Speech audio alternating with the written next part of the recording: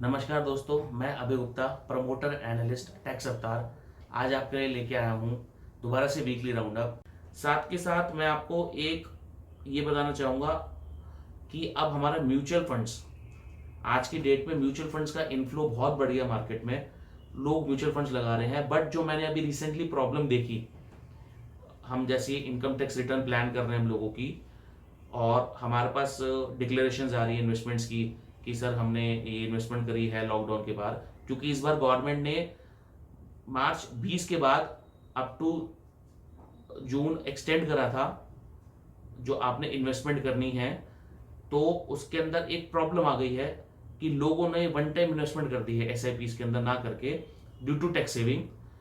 अब हुआ क्या है कि उनको कोई रिकमेंडेशन नहीं देता है कि सर ये आपने डिविडेंड प्लान लिया है, रेगुलर प्लान लिया है, या आपने इसमें ईएलएसएस में डाला या नहीं डाला है। कई लोग अननेसेसरी अपने टारगेट्स के लिए इसको पूरा कंप्लीट कर देते हैं। ऐसा ना करें। मेरे लिए जो हमारी प्लानिंग होती है, मेरे हिसाब से आप उसको मंथली इन्वेस्टमेंट में डिवाइड करें, ताकि आपको इजी पोर्टफोलियो बिल्डिंग रहे और वो आपका पूरे साल चले। इन्वेस्टमेंट्स ऐसी चीज है जो सिंगल टाइम में कभी भी बिल्डअप नहीं हो सकती, हमारा मानना ये है। इसलिए उसको आप आराम आराम से देखें। एक ही फंड में कंसोलिडेट ना करें, जैसे वॉरेन बफेट कहते हैं don't put all your eggs in one basket, वैसे ही प्लानिंग करें। अलग अलग म्यूचुअल फंड्स में डालें, चाहे वो ईएलएसएस हो, चाहे वो ग्रोथ प्लान हो। अगर आपकी टैक्स सेविंग और इंस्ट्रूमेंट से पूरी हो गई है और आपको इन्वेस्टमेंट तब भी करना है, तो उसको केयरफुली करें। आज हम जो बात करने जा रहे हैं वो बेसिकली म्यूचुअल फंड से बात करने जाएंगे कि ईएलएसएस क्या होते हैं। ईएलएसएस जो फंड्स होते हैं इक्विटी लिंक्ड सेविंग स्कीम्स। ये गवर्नमेंट ने बहुत साल पहले लॉन्च करी थी। इसका मकसद ये था कि लोग स्टॉक मार्केट में भी इन्वेस्ट करें, म्यूचुअल फंड्स में भी इन्वेस्ट करें, और आपको उसमें टैक्स सेविंग हो जाए। बहुत सारे लोगों के पास कुछ फाइनेंशियल प्रॉब्लम्स होती हैं, वो इन्वेस्ट नहीं कर पाते पॉलिसीज के अंदर। तो ये एक आपके पास टूल है ईएलएसएस। इसके अंदर आप इन्वेस्टमेंट करें। इन्वेस्टमेंट वन टाइम भी हो सकती है, इन्वेस्टमेंट मंथली बेसिस पे भी हो सकती है। मिनिमम कोई भी फंड 500 से शुरू होता है और एक साल में 6,000 रुपये उसमें इन्वेस्ट करना होता है। बेसिक कंडीशन ईएलएसएस की क्या है कि आपको इसका 3 साल का लॉक इन रखना है। 3 साल से पहले आप निकालेंगे तो आपने जो डिडक्शंस क्लेम करी हैं इनकम टैक्स रिटर्न्स में, वो सारी की सारी टैक्सेबल हो जाएंगी करंट डेट से। तो बेसिक इसमें एक लॉक इन पीरियड है, that is for 3 years from the date of investment. तो अगर कोई वन टाइम करता है और वो एक ही फंड में कर रहा है, वो उसके अंदर प्रॉब्लम है। आप देखें आपको कौन सा प्लान करना है, आप इसको प्लान करें। इन्वेस्टमेंट एडवाइजर से पूछे कि सर इसमें क्या बेनिफिट्स हैं, उसके क्या रेशियोज हैं, क्या इसका एक्सपेंस रेशियो है, क्या इसके डिविडेंड्स हैं। तो मैं आज आपको 2 म्यूचुअल फंड रिकमेंड करने जा रहा हूं। 2 इसलिए रिकमेंड करने जा रहा हूं ताकि जिसका income tax slab more than 30% है, या वो 20 से 30% की कैटेगरी में आता है, उसको हम ग्रोथ प्लान देंगे। अगर वो 10% कैटेगरी, 0 से 10% कैटेगरी में बेसिकली, या टैक्स एग्जम्प्ट कैटेगरी में है आफ्टर प्लानिंग, तो हम लोग उसको देंगे डिविडेंड प्लान। दोनों में क्या डिफरेंस है और हमें क्यों बता रहे हैं ऐसा, आप ध्यान से सुनिएगा। दोनों फंड्स अलग अलग हैं। पहले मैं आपको जो बताने जा रहा हूं वो बताने जा रहा हूं इनकम टैक्स ब्रैकेट अगर आपका 20% से ऊपर है आफ्टर ऑल योर डिडक्शंस। क्योंकि रीजन बेसिकली ये है, गवर्नमेंट ने इस साल से डिविडेंड डिस्ट्रीब्यूशन टैक्स हटा दिया है। पहले कंपनीज टैक्स पे करती थी और आपके हाथ में टैक्स फ्री होता था। नाउ ये रिमूव हो चुका है। जो भी डिविडेंड आप कमा रहे हैं वो आपके करंट स्लैब से टैक्सेबल हो जाएगा। तो जो म्यूचुअल फंड्स में बताने जा रहा हूं इस वक्त, वो प्रेफरेबली पर्सन जिसका 20% से ऊपर स्लैब आता है आफ्टर ऑल डिडक्शंस। फंड है L&T, Larsen and Toubro company है, सब जानते हैं, बहुत बड़ी कंपनी है। एल&टी का टैक्स एडवांटेज फंड है ग्रोथ प्लान। ध्यान से सुनेगा, ग्रोथ प्लान लेना है टैक्स एडवांटेज फंड का। ये एक ईएलएसएस फंड है। ये लॉन्च हुआ था 2006 में, बहुत पुराना फंड है, कोई दिक्कत नहीं है। 500 रुपए की मिनिमम इन्वेस्टमेंट है मंथली, 6,000 मिनिमम साल में इन्वेस्ट करना है आपको। डिपेंड करता है आप इसके बाद कितना प्लान करते हैं, कितना इन्वेस्टमेंट करते हैं, as per your investment. Almost इसने पिछले 10 सालों में बहुत एक अच्छा रिटर्न दिया है। या मैं 10 साल ना कहूँ, अगर मैं 5 साल भी कहूँ, तो कंपनी ने एक बहुत अच्छा ग्रोथ लिया है। और आपको ऑलमोस्ट, मैं मान के चलूंगा अगर पिछले 5 सालों की बात करूं तो 20% के आसपास रिटर्न दिया है। हमें 20% क्यों बोल रहे हैं, इसलिए क्योंकि आप एसआईपी इन्वेस्ट कर रहे हैं। अगर आप वन टाइम इन्वेस्ट करते हैं तो इसका रिटर्न ज़्यादा हो जाता है, क्योंकि जो चाहे 5 साल पहले इन्वेस्ट करी है वो एकदम से ग्रो करती है। दूसरा है इसका जो हमारे पास डिटेल्स हैं और इसमें क्या क्या इन्वेस्ट करना चाहिए वो मैं आपको बताऊंगा। 98% इक्विटी स्टॉक है ये। 98% जो फंड है ये इक्विटीज में जाता है। 2% अदर्स के अंदर है, वो डेट भी हो सकता है, कमर्शियल पेपर्स भी हो सकते हैं, फंड्स ऑन फंड्स भी हो सकते हैं। बेसिकली मेजर होल्डिंग्स जो है इसकी वो रिलायंस इंडस्ट्रीज में है। ये मैं आप जो को होल्डिंग्स बता रहा हूँ ये करंट के हिसाब से होती हैं, क्योंकि कंपनी डिक्लेयर करती है करंट। रिलायंस हो गया मेजर स्टेक होल्डर 10%, इसमें ऑलमोस्ट 5.5% की होल्डिंग है। एचडीएफसी में 5% की होल्डिंग है। इन्फोसिस में 4.5% की होल्डिंग है। HCL टेक्नोलॉजी में 4% की होल्डिंग है।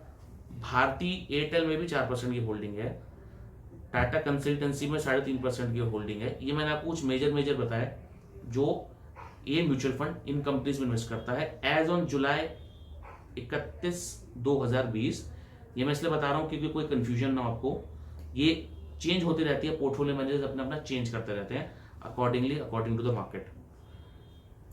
इसमें जो हम सेक्टर वाइज अगर एलोकेशन देखें तो फार्मास्यूटिकल्स में इन्वेस्टमेंट है, बैंक्स में है, कंप्यूटर्स में है या सॉफ्टवेयर मान लीजिए, सीमेंट में है, इंश्योरेंस में, टेलीकॉम में, ऑलमोस्ट हर सेक्टर का पोर्टफोलियो उसने मैनेज कर रखा है और एक अच्छा रिटर्न आपको देके जाएगा। बट ये वाला फंड मैं आपको जब रिकमेंड कर रहा हूं जब आपका टैक्स ब्रैकेट 20% से ऊपर है। मैं दोबारा फंड रिपीट कर देता हूं, L&T tax advantage fund growth plan unit जो है वो ऑलमोस्ट चल रही है इस वक्त, जो मैं आपको बता दूं करंट यूनिट 52.5 रुपए के आसपास चल रही है और कंपनी का asset under management that is AUM almost 3000 crore का है। और इसमें कर सकते हैं, आपको लॉन्ग रन में कोई दिक्कत नहीं है। मिनिमम 3 साल का लॉक इन पीरियड रहेगा।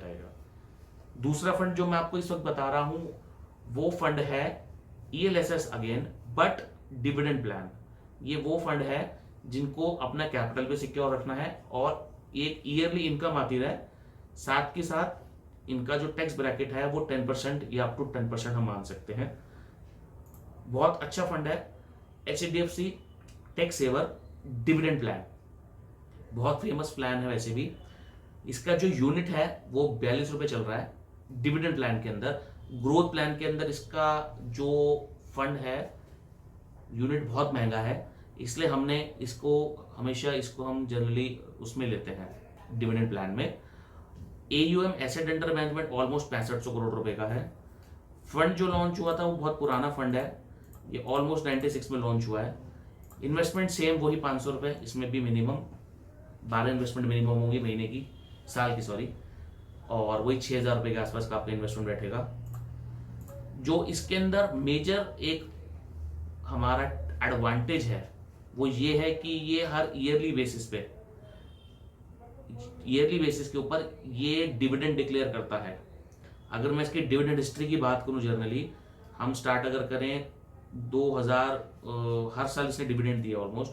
मैं आपसे बात करता हूं 12 से बात करते हैं, इसने 2012 में भी अच्छा डिविडेंड दिया था। हम अगर पिछले 5 साल की बात करें तो 16 में इसका डिविडेंड था 6 रुपए पर यूनिट, मतलब अगर आप 5 यूनिट होल्ड करते हैं तो 30,000 रुपए डिविडेंड डायरेक्ट मिल गया।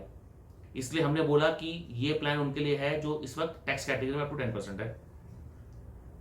उसके बाद 17 में आया 6.5 रुपए, 18 में आया 7 रुपए, एकदम से बढ़ गया।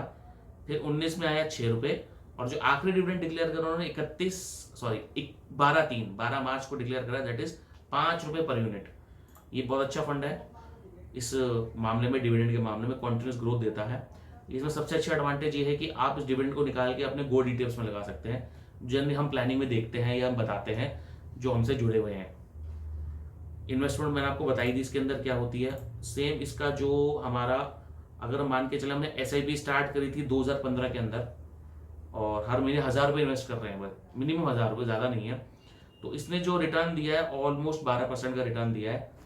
इस 12% में हमारा डिविडेंड इंक्लूड नहीं है, यानी कि पिछले 5% का 35 रुपये इंक्लूड नहीं है हमारा तो 35 रुपये और मिला ले जिसका आपको डिविडेंड आप क्लेम कर चुके हैं। इसलिए ये यूनिट बहुत सिक्योर रहती हैं और हमेशा एवरेज आउट करते रहना चाहिए इन चीज़ों को।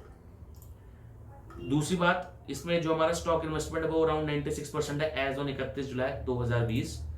जो इसमें मेजर होल्डिंग्स है मैं आपको बता रहा हूँ। अगेन इसमें रिलायंस इंडस्ट्रीज 9.5% की होल्डिंग पर है, इन्फोसिस 8.5% के आसपास है, बैंक है आईसीआईसीआई 7% है, एचडीएफसी 6.5% है, एनटीपीसी जो हमने पीछे बात करी एनटीपीसी की वो 6% है, बीपीसीएल 5% है।